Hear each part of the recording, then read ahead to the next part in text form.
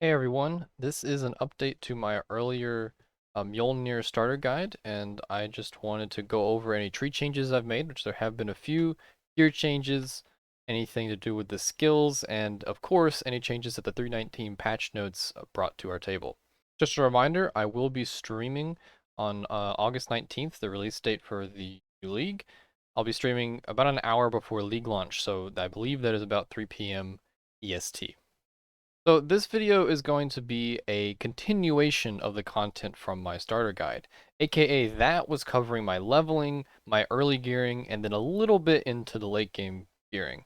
This is going to be mostly about when you're at the 5 to 10x range, you're level 90 plus, and you start to refine the character. That is what this is going to be. However, this is still maintaining a budget, like I said, 5 to 10x. So if you want the starter guide as to how you're going to level it, how you're going to get your gear set up right as you're getting into maps and that kind of thing, then the previous video will be linked up here and you can go check that out. The only change that I would make to the starter guide that I gave earlier was the removal of the ring Death Rush. Death Rush is getting changed this league. It is losing its onslaught, its accuracy, a lot of its chaos res, just a whole bunch of it's getting removed, and it's becoming this adrenaline ring. There's going to be some situations where this ring is still good, but not our build. So the only change or adjustment to my content from the previous video is going to be the removal of Death Rush ring, and instead we will be using a rare like this. So let's go ahead and get looking at the tree. Like I said, this is going to be once you're later into the game. So really, a lot of this should look very familiar to you from my previous tree. A few differences though. We're tathing here through this damage, and we've dropped these connector points. Like I said, this is really only going to happen once you are higher level. I would recommend still following the tree that I gave in my previous video. You will later respec out of this and into this pathing and up here. All of this down here is the same, except now we path up here past this spell crit node, and we do that to get right here for this jewel socket and corrupted soul using a glorious vanity in the name of Doryani. We're going to be getting this for corrupted soul because we're going to also start to scale a little bit of energy shield with our life and mana with Mom. This is just extra HP, and it ends up being pretty effective for our build. Next, I grabbed some Chaos Res because I decided as you're scaling into the later game, you're definitely going to want some Chaos Res, and the reduced effective curses is always good when combined with the reduced curse effect of Consecrated Ground and this 50% increased effect. We should be pretty much immune to curses. It also helps with a bit of our elemental res with this mastery. This mastery could certainly be CB, Maimon Hinder immunity, or any of these that you like. These two would definitely be options. I'm opting for this since resists are going to be a problem. Once your resists are handled, I would probably go this and leave Corrupted Blood to your flasks. That is totally up to you though. Otherwise, this center area is the same as before. And our pathing up here is pretty much the same, except we have dropped this crit node in favor of this one for the better pathing. Looking at our gear, you're going to see a lot of similarities again. We're still running the double Mjolnir. I believe this is correct up until very high investment, which you will start to switch to a shield because defenses start to become more important than extra DPS scaling. Our gear is a bit more refined though, and so I'm going to show off some of the choices I made here. As you can see, the base stats are pretty much just life, mana, some resists, and then strength or int, whichever one is lower.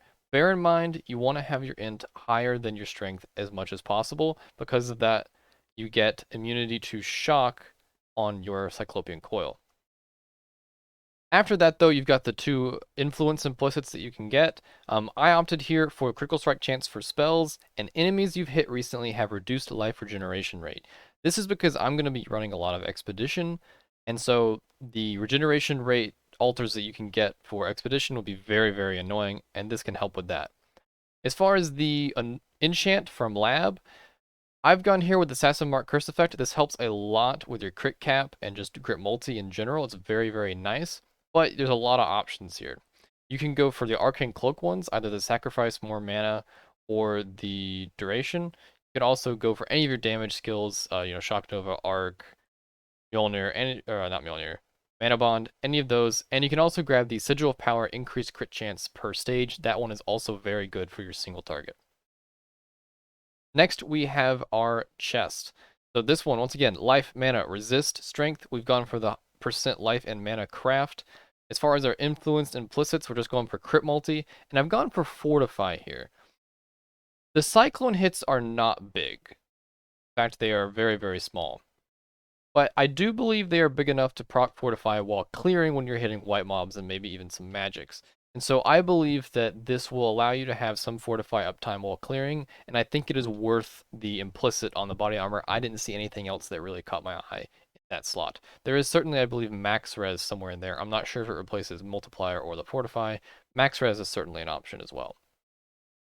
As far as gloves, life mana resists, just like the rest of them. We're also going to probably want some attack speed if you haven't reached your caps yet. This is a good place to get it. As far as our implicits, you're definitely going to want to go for a nerve here, but you can also go for attack speed. And then there's global accuracy rating. This can really help with your cap. I don't remember which slot the attack speed implicit goes, but in either case, it could replace these if you feel that is what you need more importantly. But accuracy can be something that is hard to cap. Now, boots, and I'm going to be talking more about the boots later in this video and some options here. As you can see, we've still just gone for CDR, movement speed, and a bit of resists. It's very simple boots, but there are some options here, like I said, I will go over. I don't know why, you're not going to have any influence implicits here because it's a shaper item. Astra Menace, we've simply upped the attributes and added the quality to it for more attributes. That's pretty much all that's happened here. I'll talk about the Anoint. We're going to be doing Discipline of Slaughter. I've gone with some minimum frenzy charge stacking here. I believe this is the way to go. I have shied away from Mind Drinker at this point. Our rings. So we're going double unset ring, and I'll talk about why when I get to the gems. But we do need a lot of damage button gems, and that's what these unset rings do. The reason we need that is because we're running a damage link in our weapon, our other weapon, and our chest plate. And so all those sockets are taken up. So we've only got our helmet, gloves, and boots to cover the entire rest of our build. And so we're going to use a couple unset rings to fill in the gaps here. This does make your resist capping a little bit harder. So this is something that you spec into as you have the currency to do so. But this is what you're going to need. You're going to need some accuracy rating, life, mana, resists. If you have the extra room for a craft, I've gone for minimum frenzy charges. Scaling these minimum frenzy charges is a lot of damage, and it gets you that proc rate you need. The Cyclopean Coil, pretty much the same story as the Astra Menace. We've simply added the percent attribute quality, and it's pretty much, I believe this is average. I believe this is 13% increase attributes before the quality. So you're just going to have it about 15%. Now that divines are much more expensive, I expect a max roll Cyclopean Coil to be quite expensive. As far as Flask, I've stuck with pretty much, I believe, the same. If you have enough crit chance, you can drop the Diamond Flask. This is pretty much up to how your build looks. If your Cyclone has good crit chance, then you can drop the Diamond Flask. That's pretty much what this is saying. If you need the Diamond Flask, run the Diamond Flask. The Silver Flask is here to give you more attack speed for that cap. As you can see, it should be a pretty big DPS boost here, about 10%. Running Granite Flask with some attack speed on it or whatever, the suffixes can be switched around any of your flasks. But we're running Granite here for the extra armor, running Silver for the onslaught, and running Quicksilver for the move speed. Suffixes, you're looking for attack speed, armor, crit chance. You're looking for movement speed. You could look for reduced curse effect if you still need some of that because you didn't take the chaos wheel. You could look for any ailment reduction such as a chill effect and that kind of stuff. Running a mana flask with reduced mana cost of skills, and then a divine life flask with immunity, corrupting blood, and bleeding. Because keep in mind, I did not take that on this wheel. If you get immunity to CB on this wheel, you probably just straight up don't need bleed immunity because of the sheer amount of life regen and mana and ES regen this build has. So you could probably drop the entire suffix here. It's very possible you could even drop the entire life flask at some point in this build because there is a lot of life regen going on. As far as jewels here, as you can see, I have that Glorious Vanity for Diani. We're running just a couple of those Crimson Jewels, but I've added the 4th mod just for some stats. Nothing crazy. If you have more currency, you could definitely go crit multi here. But like I said, I've tried to stick with pretty cheap. And then we've gone a couple Forbidden Jewels for Divine Guidance. Our boots have this cooldown recovery rate here of 14%, and that is to get our cast on crit set up to 7.5 times per second proc rate. With our attack speed here on Cyclone, as you can see, we're only about 7.13. And that's why we're running this cooldown recovery rate, because it also affects the Mjolnirs. this trigger rate can actually go up to like 4.33. But the thing is, unless you get Awakened Cast on Crit, and a bunch of cooldown on the boots, and on some jewels in your tree, you're not going to be able to get the next cast on crit threshold for cooldown. So I realized something. You could actually run Awakened Cast on Crit in your cast on crit setup. With Awakened Cast on Crit, this setup has the cooldown recovery to reach the 7.5 APS breakpoint, which means we no longer need the boots. The Mjolnirs are a 0.25 second cooldown, meaning that each one is 4 times per second. And running 2 of them, they alternate. That means you have a breakpoint of 8 procs per second. That's more than your cast on crit with the Awakened Cast on Crit. So you don't need more CDR helping your Mjolnirs. You only need it on the cast on crit for that breakpoint. Meaning that if attack speed is too much investment to get more of, you could stop here with Awakened Cast on Crit and completely replace your boots. Drop the Shaper boots, you don't need the cooldown recovery rate. You can get more move speed, more mana, more life. You can get the other implicits. You could do other influences with Tailwind or Onslaught or anything like that that you want to do. So something like this can definitely open up your boots, so I would say an early upgrade to go for is Awaken Cast on Crit. If you're not getting like 10 attacks per second, then you're definitely going to want to go for Awaken Cast on Crit and get rid of the CDR on your boots. Skills for this build is going to revolve around our 2 Mjolnirs and our chest plate with a bunch of damage buttons. But starting out here with auras, it's the exact same setup. We do Eternal Blessing, Determination for a bunch of armor, running Precision, Clarity, and Vitality. Once you start to scale some of this ES and you've got good life on your gear, I believe you can fit Vitality into this build. It definitely does hurt your max hit tank, but I feel it is worth the investment because of the sheer amount of extra life regen you get. So Mjolnir number 1, we're probably looking at manabond on your first one. If you still need crit chance, you can run increased crit strikes here, but you probably shouldn't. I run Conk Effect when I'm doing bossing, and Awaken Spell Cascade for a clear. Awaken Spell Cascade last week was only like 1.5x. This shouldn't be too bad to get, assuming they didn't adjust the drop rates. And then crit damage is just extremely good. Next, we have our secondary Mjolnir, and here you can go for clear or single target. Clear, you're going to go Arc with crit damage and LA Focus, most likely. For single target, you're going to go Shock Nova, Conk Effect, and most likely crit damage.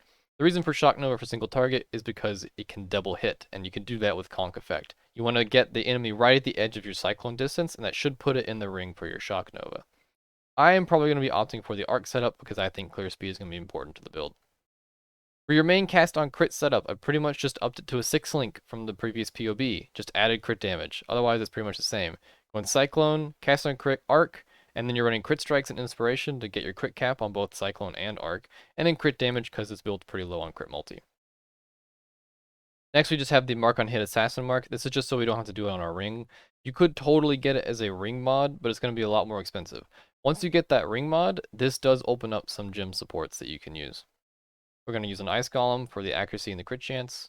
Arcane Cloak, Arcane Surge setup, a bunch of flat damage, a bunch of more damage and mana regen. This is extremely good. It is a nice little tank buff, but not a huge one. It's mostly for the damage. If you look at this arc, this setup right here is about double damage. Having Arcane Cloak and Arcane Surge up at the same time just about doubles their damage. So this is really, really good. Flame Dash for some movement. And then here is some new stuff. So we are running Vol Righteous Fire, just like before, but we're actually going to be running Righteous Fire as well. As you can see, we have the net regen to sustain a Righteous Fire. It is a huge damage buff. And part of the reason I'm able to do that is because in this tree, I actually added this to the tree. And then we're running Sigil Power. I forgot about this gem when I made my earlier video. This is definitely a change. You should use this before Righteous Fire. All in all, I think this build is looking pretty good. Our effective max hit is fairly decent. I would definitely say drop the Fortify here if you want to get an actual good picture, and you could totally drop the Arcane Cloak as well. This is your bare minimum tankiness that you're going to be looking at. And over 35k on the LE hit, it does not feel too bad, I don't think. The Fizz damage is not super high. You're definitely going to want to look for some Endurance Charge generation if you can fit it into your build. The easiest way is probably going to be a small cluster jewel with Enduring Composure. You can totally add this to the build if you want to. Your other option is actually going to be those new unique jewels, the ones that give you minimum endurance charges per each one. You could run 2 of those and get 4 endurance charges, maybe try and get a max endurance charge somewhere. That could totally be an option, and that'll help fill out your physical max hit. Chaos max hit is just going to come from getting chaos resist on your gear. As far as the damage, we are probably looking at a solid 8 to 12 million DPS depending on what you're doing. If you have all your damage up, all your Volright's Fire, your Arcane Cloak, Sigil of Power, everything, you're looking at over 4 million on the cast on crit, you're looking at about 2 million on this arc, and looking at nearly 4 million on this. So this is just about hitting 10 million.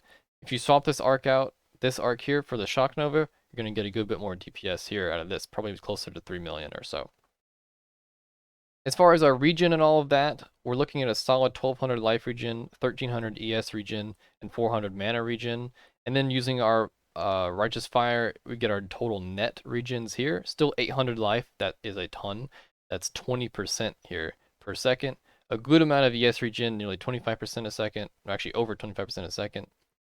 Mana regen gets really low. Now you might be thinking this is bad for our tank, and it is, but it's good for our damage. Because manabond scales with missing unreserved mana. So we actually don't want our mana to go up when we don't want it to. And so that's what this is for. When we want our mana to go up because we're clearing or anything like that, you're going to be running your mana flask. All in all, not too much has changed from my last build. I just added a good bit more investment into it, but I'd say this is still looking at the 5 to 10x range. I've got nothing crazy going on here. If you're wanting something more than this, and I think this build is going to be good, and I intend to be able to do some bossing with this for sure. If you're wanting more, this build is not going to scale as is much farther without a lot of fancy gear. So my recommendation would be pivoting into Ivory Tower. So I'm not going to cover the exact build guide here, but basically Ivory Tower lets you run a low life build with mana stacking. And this gives you a ton of free ES from the Ivory Tower. Your chaos damage just gets moved over 100% mom essentially to your mana, and you just get a lot of int and a lot of mana out of this chest. The way you scale this chest is with a lot of ES from the reserved life and a lot of maximum mana as extra maximum ES from something like a Mind Spiral. That first line right there is insanely good if you're scaling ES and you have like 10k mana. You're going to be just absolutely stacked on Energy Shield running Ivory Tower Mind Spiral setups. There's also a small Cluster Jewel node in Energy Shield.